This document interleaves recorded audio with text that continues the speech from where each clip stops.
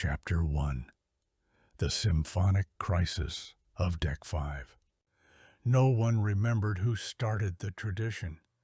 Some said it came from the first voyage, when the ship launched and left behind everything that couldn't be packed, and someone needed a way to say goodbye.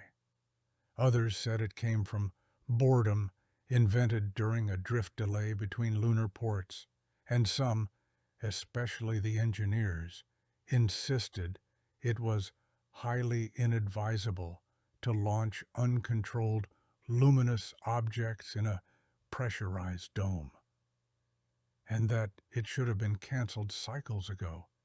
But once a year, they did it anyway.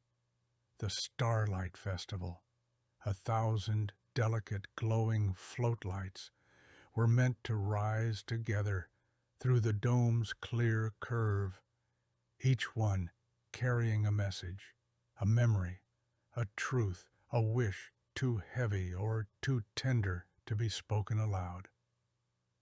It was the only time Mira went quiet on purpose. Until this year, nothing floated.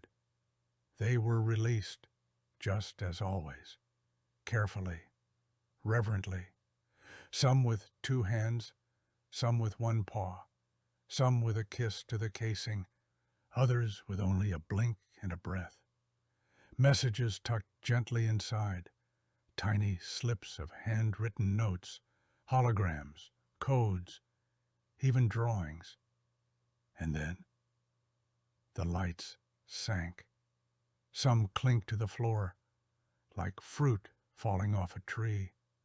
One drifted sideways and bounced off a stranger's ankle.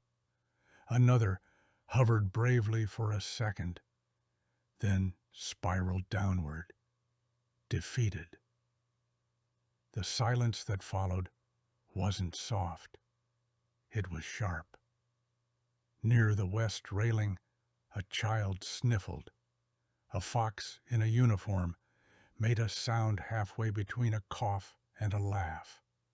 2 raccoons by the refreshment table began arguing over whether theirs had been broken on arrival. The dome, instead of blooming into a sky of color, looked exactly as it had before the crowd arrived, unlit, unmoving, ordinary. Rin stood near the far wall, a floatlight still warm in her hands. She hadn't released hers. She wasn't sure why. It wasn't fear.